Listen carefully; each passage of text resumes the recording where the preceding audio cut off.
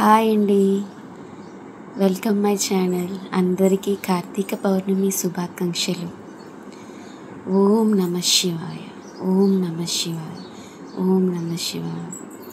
ఇకపోతే మా ఇంటి పూజ చూపిద్దామని ఈ బ్లాగ్ చేశానండి. నేను ఉదయాన్నే లేచి ఇలా తులసమ్మ వారికి 365 ఒత్తులు అలాగే జలదీపాలు పెట్టుకున్నానండి. అలాగే ఇది మీషోలో ఆర్డర్ చేశానండి. దీపావళికి ఆర్డర్ చేశాను. ఇవాళ స్వామివారికి పూజ చేయాలని ఉందో ఏమో తెలియదు. నేను కొంచెం బంకమట్టి తెప్పించుకున్నాను.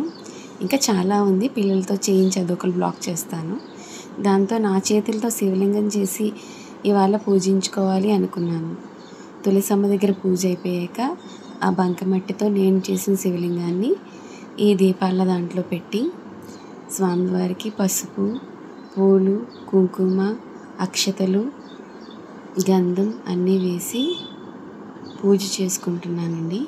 అలాగే దాని చుట్టూ నేను నేతిలో నానబెట్టిన పువ్వొత్తులు ఉన్నాయి కదండి, ఆ ప్రమిదల్లో పెట్టాను. అవన్నీ కూడా వెలిగించుకుంటాను.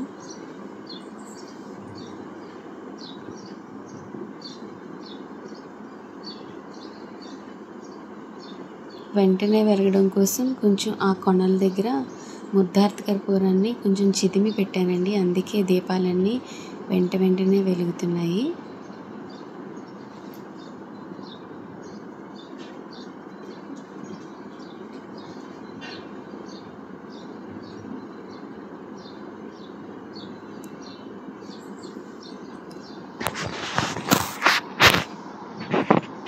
చూడటానికి చాలా అంటే చాలా బాగుంది కదండి. నాకైతే స్వామివారికి ఎంత చేసినా తక్కువే అనిపిస్తుంది. మొన్న ఒక వీడియోలో చూశానండి, శివయ్యకి విభూది వాటర్లో కలిపి అభిషేకం చేసి దాన్ని మనం తిలకధారణ చేస్తే చాలా మంచిదని. అందుకని ఇవాళ విభూదిని వాటర్లో కలిపి స్వామివారికి అభిషేకం చేసుకున్నానండి. తర్వాత అందులో మళ్ళీ కొంచెం వాటర్ కలిపి అదే ఫుల్గా వేసానండి.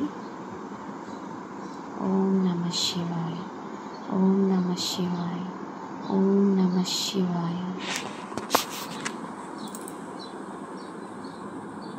అయ్యాక మళ్ళీ పసుపు కుంకుమ వేసుకుని స్వామికి అక్షంతలు వేసి నైవేద్యం పెట్టాలి కదండి. అందులో నేను పటికి బెల్లం చిప్స్ కూడా వేశాను, మీరు వీడియోలో చూసుంటారు. నా అభిషేకం పూర్తయిన తర్వాత మళ్ళీ హారతి ఇచ్చాను.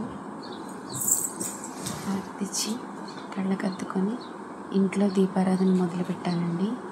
ఇంట్లో నా దగ్గర స్ఫటికలింగం ఉంది. దానికి ఇవాళ 5 ద్రవ్యాలతో పూజ చేయాలి ఎలాగా అనుకున్నాను.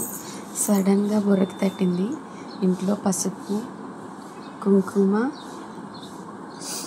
ఇంకా చందనం ఉందండి. చందనం ఇందాక వేసాను కదండి, విభూది వాటర్లో కలిపి అది ఫైనల్గా వాటర్ వేసి ఇలా 5 ద్రవ్యాలతో స్వామివారిని నాకు వచ్చిన విధంగా నాకు చేయాలనిపించినట్టుగా చేశానండి. ఒక వీడియోలో రమారవి గారు చెప్పారు, ఎవరిని ఫాలో అవ్వద్దు, మీకు మనసుకి ఎలా అనిపిస్తే అలాగా ఆ శివుని ఆరాధించుకున్నాను. ఈరోజు నేను అదే చేశానండి. మనసుకి చాలా సంతృప్తిగా ఉంది. భగవంతుడు మనం చేసే అన్ని కార్యక్రమాలని చూస్తూ ఉంటాడు. ఈ వీడియో ఎందుకు చేశారు ఇలా చెప్తున్నాను, నా ఫీలింగ్స్ మీకు షేర్ చేసుకోవడం కోసం చేశానండి. ఇలా 5 ద్రవ్యాలతో నేను పూజ చేసుకున్నాక మళ్ళీ చందనం పెట్టి స్వామికి బొట్టు పెట్టానండి. మనసుకి చాలా ప్రశాంతంగా అనిపించిందండి.